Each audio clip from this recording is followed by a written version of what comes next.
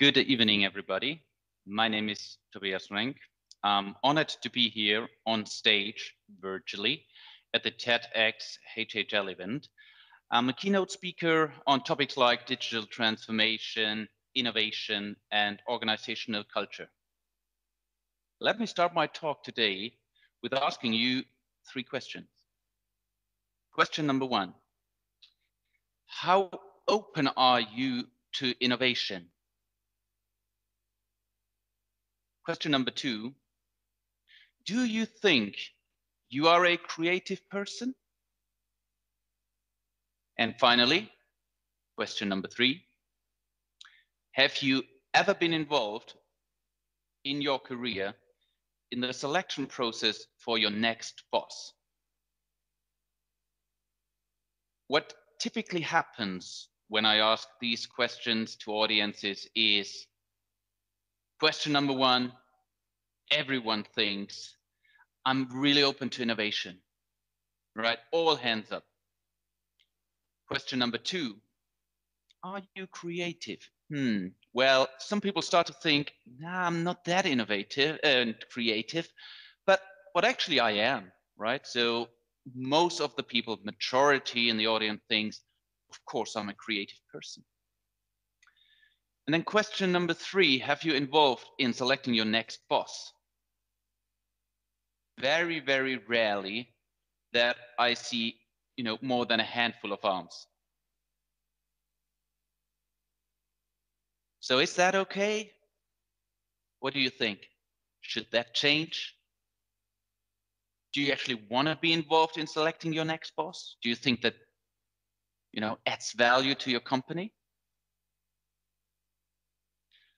Have you ever tried to change something within your company? To do something new, something innovative, to be creative as you think, yes? And everyone who's tried that, sooner or later, meets some other people that he or she needs in order to change things, to do something that is innovative. And then very often it happens that you run into people that think, well, actually, you're a smart person. We could do that. But actually, well, no, we cannot because of X, Y, Z. And if you've ever met these kind of people in your organization, I call these people toads. Now, why toads?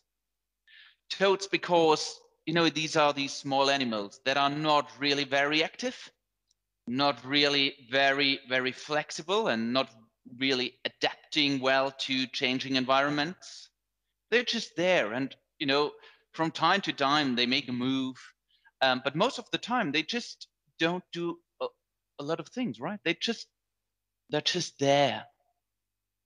And I promise you, next time you run into such a person in your company and your organization, you remember the word toad. I'm pretty sure. So why is change actually failing so often in companies? And there are a couple of reasons, obviously, right? One reason certainly is very often there's limited support from senior management. And even if there is senior management that wants to initiate change, then you have these obstacles in the middle, right? Let's call it middle management. That is not fully behind the change, and that is actually really hindering change. And if you want to follow what top management asks you to do, then very often your boss might tell you, well, hold on a second. I became big and I was successful in this company by doing what I did. So why would I change that? And I don't want you to change it as well. So there's something wrong, right? And I guess we're sort of living in a bubble. And this bubble has been created more than 100 years ago. And it's the bubble where we've got a handful of people, don't take this literally, we've got a couple of more obviously in organizations, but we have a minority of people in organizations that have the power. And they decide what's next. And these days, this is really, really problematic because they don't have all the answers. They don't have all the information. There isn't a CEO who's an expert in all technologies that are out there. It's just not doable these days any longer. So how can you really run a company successfully these days if you think you know everything and you dictate the route the company should be going and should be following? So that's problematic, obviously. And there are companies out there that have identified that and that have understood that a real game changer is innovating your management rather than thinking purely about innovative products. And the main reason why that is a game changer is if you have created a new product, new innovative product, and you bring it to the market and it gives you a competitive advantage, what will happen is your competitors will try to rebuild it, right? They'll buy it, they'll analyze it, they will rebuild it, they'll experiment with it. And in a couple of months, maybe years, there is another product on the market, maybe cheaper than yours, that is basically doing the same thing, or even something that is a bit better. So gaining a real competitive advantage by only thinking about product innovation, that's not enough these days. The real game changer, as already said, is to change your management. Now, what does that actually mean, change your management? Change how your company is run. And how can you change how to run a company, right? And what does that actually really mean? I mean, how would that change look like? What would you have to do? And let me give you a handful, 5 hints that can contribute in making your company more successful in the future, because it helps you to adapt to changes rapidly. It makes you an adaptable company to changing environmental conditions, and that is what gives you a real competitive advantage. Hint number 1. Bill George was the CEO of Medtronic. And he was thinking a lot about, why are we actually running this company, right? What is our mission? And that's the key word here, mission, right? Ask yourself, why are we here? What is the purpose? Medtronic's mission was give people health and life back. And that is motivating, isn't it?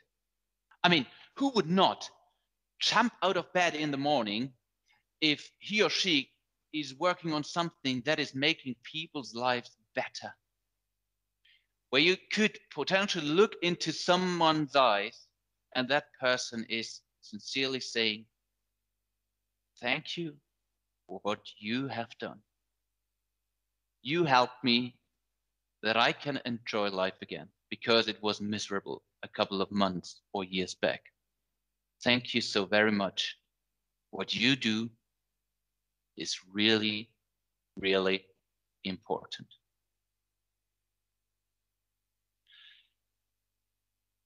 And then there are people that say, well, the mission, yeah, that's one thing, right? So let's take the mission that I have in my mind and let's go for it, right? But the most important thing is let's make sure that we make profit. Now, did Medtronic actually really make profit? The shareholder income, while Bill George has been the CEO of that company, has been increased on an annual basis by 32%. That is enormous, and that is a lot.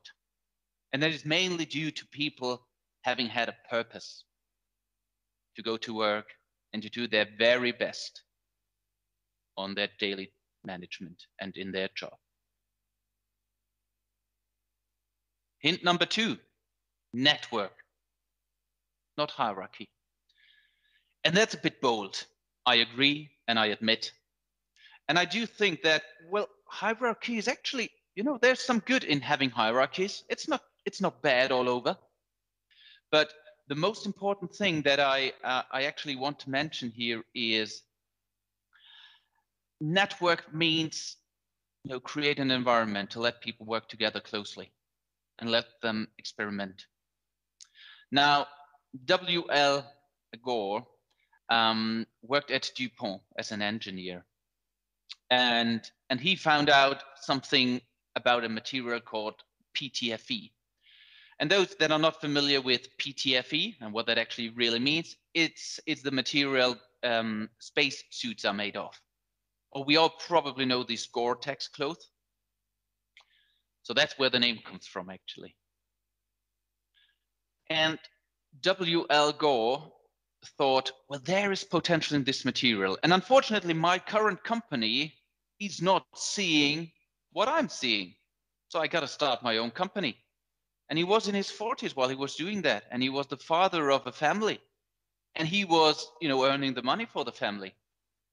And he was such courageous that he started his own company at home, basically. And he started his company with some key learnings that he got while working at DuPont.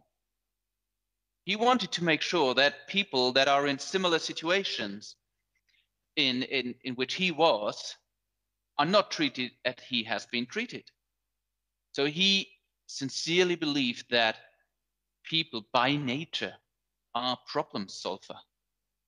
And if they have a purpose, and if you keep small teams, then you make sure that they can really network amongst each other and they can achieve something that is really, really great. And that eventually helps your company to be really successful.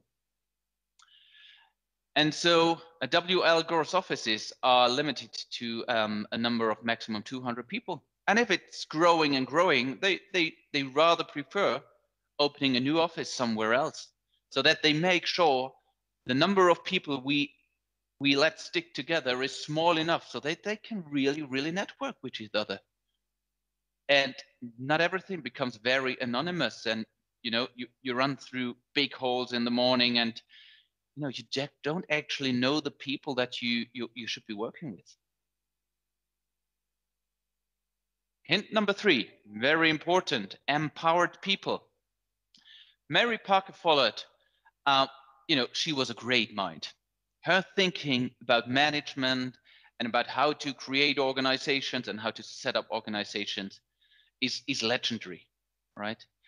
The problem is she was born in 1868. Now, in that time, people didn't really listen closely enough to what women were saying, right? And she was actually living in the same period of time that Taylor was living. And we all know it was different back then. Taylorism, had its sense and it made sense, but it probably does not today as much as it did back then. So she was a bit ahead of her time. But she said a lot of really, really important and smart things. And one thing that I wanted to share with you today as hint number 3 is the element of empowered people. And we started this talk with understanding that at the moment, the power in companies lies with the minority of people. And they have the power, and all they want to do is, well, actually, I want to keep my power, right? I'm here because I have power. Why would I ever give that up? But according to Mary Parker Follett, powerful people purpose is to influence others to become more powerful. Or in other words, very popular saying these days, don't be a manager, be a leader.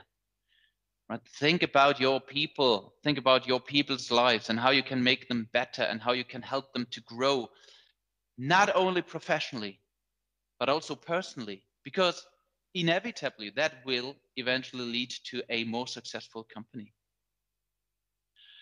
Number 4, innovation can happen anywhere. It can happen while you're driving in a car and you're listening to the radio. And that happened to Jim Lavoie who's running a company called Right Solutions, an IT software company in Rhode Island. And he suffered heavily from toads in his previous job. That's why he was founding his own company.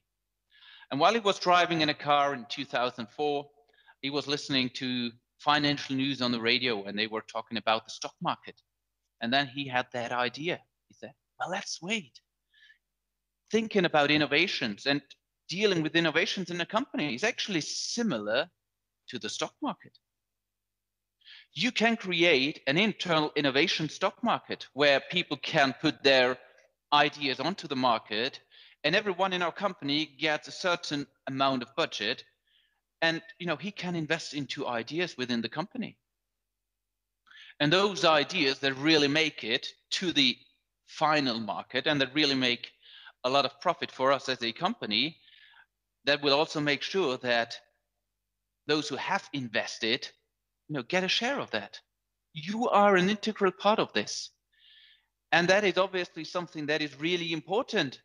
And I'm not sure how many companies make you as the person that is really thinking about the innovation and is the root cause for an idea within your company, that you're treated like that. You have your share when this goes to the market and becomes a big success. Or do you get a voucher for a dinner with your partner, or a weekend somewhere in the Alps? It's nice, it's beautiful. But if the company is making millions and millions with your idea, wouldn't it be fairer to participate a bit more? Hint number 5, the best parties take place in kitchens. Right? You cannot force innovation. You have to create an environment where people can come together, where they can think, where they can exchange ideas. So create that kitchen within your company. Giving food for free is a really good means if you want to bring your people together, and it will pay off. And if you think, all that stuff is nice, but that's not possible in my company. A small anecdote about what is possible about Michelle and Barack Obama. So it happened that while Barack has been the president of the United States, they have been invited to an official dinner. And it also happened that Michelle's ex-boyfriend, who's a chef, was there as well. And then Barack was leaning over to Michelle and saying, hey, over there, your ex-boyfriend. Now, if you would have stayed with him, you would have become the wife of a chef. And Michelle smiled and said, and you're wrong, Barack. If I had married that person had become the president of the United States of America. Fire your own success rocket. Thank you very much.